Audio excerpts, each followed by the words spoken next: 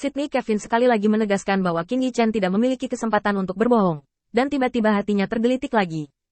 Bagaimana dia mendapatkan informasi penting seperti itu? Selain informasi ini, kendali Qin Yichen atas seluruh situasi melebihi harapannya. Tampaknya dia memberi dua pilihan kepada kapten, tetapi sebenarnya, ini adalah satu-satunya pilihan yang bisa mereka buat.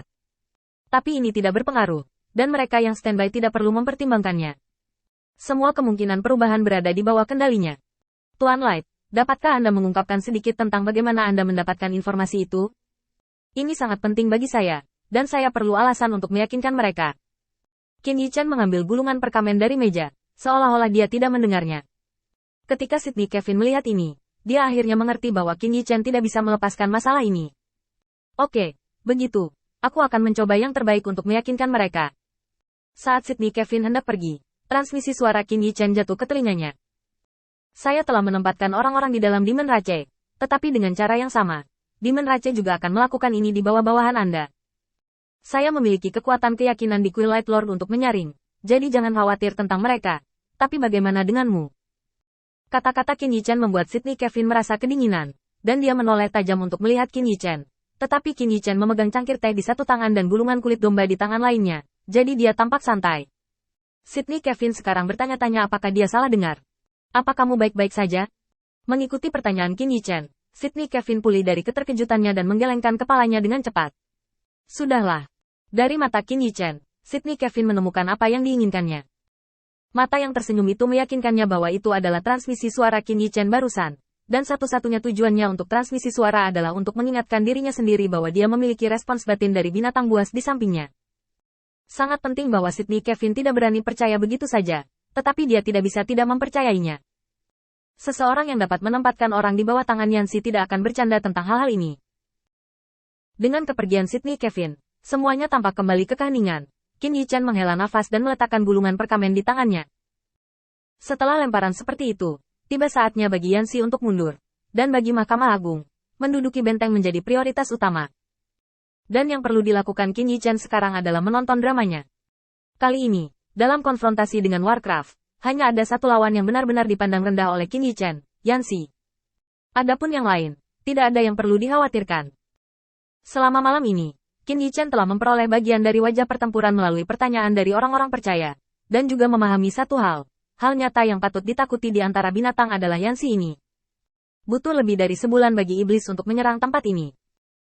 Pada bulan pertama, mereka menyamar sebagai gerombolan binatang dan melonggarkan kewaspadaan Mahkamah Agung. Setengah bulan yang lalu, mereka meluncurkan beberapa serangan yang tidak berarti, menyamar sebagai akibat terakhir dari gerombolan binatang buas, dan melumpuhkan Mahkamah Agung. Untuk utusan Mahkamah Agung, setelah lama tekanan berat, mereka akhirnya menemukan kesempatan untuk bernapas, dan tentu saja mereka sangat santai. Belum lagi mereka, bahkan Mahkamah Agung merasa bahwa situasinya sudah diatur, jadi mereka berencana untuk membersihkan kota pemurnian Beiyun. Tidak pernah berpikir bahwa ketika mereka paling santai, binatang buas memulai serangan diam-diam dan mengenai 4 benteng utama dalam satu gerakan. Dan keempat benteng ini seperti paku, tertancap kuat di pintu masuk negeri dongeng ke bidang bintang Huotu. Ini adalah rencana Warcraft. Mereka memiliki pembagian kerja yang cermat. Di antara mereka, pasukan Yancy digunakan sebagai serangan utama. Butuh 10 hari untuk membangun benteng. Pada saat itu, ada banyak orang yang menyerang 4 benteng utama, dan hanya Yancy yang dapat mengobrak-abrik garis pertahanan umat manusia dan menduduki benteng tersebut. Dari titik ini, dia layak mendapatkan perhatian Qin Yichen. Hanya Yancy yang merobek pertahanan alam abadi. Dari sini saja, dia bisa melihat kemampuan Yancy untuk memimpin pasukan. Sekarang Fang Yancy pergi, hanya menduduki benteng, atau mengepung jenderal iblis lainnya, semua untuk menghindari konfrontasi dengan Yancy. Qin Yichen belum ingin melawan orang ini. Meskipun Yancy jatuh ke dalam kerugian dalam tes pendahuluan dengan dirinya sendiri, dia bahkan diejek secara diam-diam oleh Yu Daoseng, dan dimata-matai oleh Fatih. Tapi ini hanya sementara. Selama salah satu dari Fatih dan Yu Daoseng membuat kesalahan, Qin Yichen hampir dapat yakin bahwa mereka berdua akan kehilangan kepercayaan Yancy dalam sekejap, seperti saat ini Yancy tepat waktu. Seperti memilih untuk mundur, dia selalu membuat keputusan yang tepat di saat kritis. Qin Yichen menghela nafas saat dia meletakkan gulungan kulit domba di tangannya. Jika bukan untuk menjaga properti keluarga Qin Yichen yang lemah, Qin Yichen pasti ingin menekan semuanya dalam satu gelombang. Dia bisa merasakan kesenjangan antara bawahan Yancy dan bawahannya, dan tahu bahwa dia bisa langsung maju. Tetapi bagaimanapun juga, keluarganya lemah, dan dia tidak berani menyia-nyiakan seperti ini. Kuil penguasa cahaya tidak bisa menahan setiap kecelakaan. Qin Yichen menggelengkan kepalanya, lalu berjalan keluar dan menghela nafas. Aku tidak tahu berapa lama untuk bisa menyia-nyiakannya seperti dunia peri. Desahan ini jatuh tertiup angin, membuat orang merasa melankolis. Proses pertumbuhannya terlalu lambat, tetapi dia tidak memiliki cara untuk mempercepat prosesnya. Dia hanya bisa menunggu dengan sabar. Dan berita ini segera sampai ke telinga Yanxi di antara pasukan Yanxi. Setelah Yanxi selesai mendengarkan, dia melihat kemah kuil penguasa cahaya dari kejauhan, dan merasakan simpati yang tak dapat dijelaskan untuk Qin Yichen.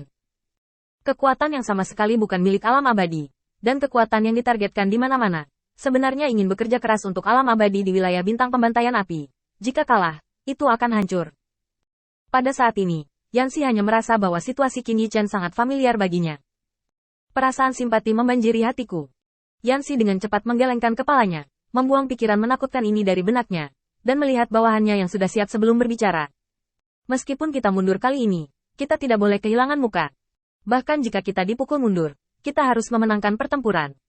Dengar semuanya. Kali ini rute retret. Kita akan menggunakan status kekalahan untuk mengalahkan para penjaga istana dewa yang membuat para idiot itu pusing. Sempol kecil di jantung Yanxi berdegup kencang. Ini hanya retret sederhana, dan dia pasti akan dihukum ketika dia kembali, dan sepertinya dia tidak kompeten. Tetapi jika dalam perjalanan mundur, dia, secara tidak sengaja, mengalahkan pengawal pengadilan ilahi yang telah mengepung bala bantuan, dan menyelamatkan orang-orang dari air dan api, maka sebagai perbandingan, akan terlihat jelas secara sekilas mana yang lebih kuat dan mana yang lebih kuat. Lebih lemah. Terlebih lagi, Yanxi sangat yakin dengan kemampuannya sendiri dan hanya dia yang bisa mempertahankan tempat ini,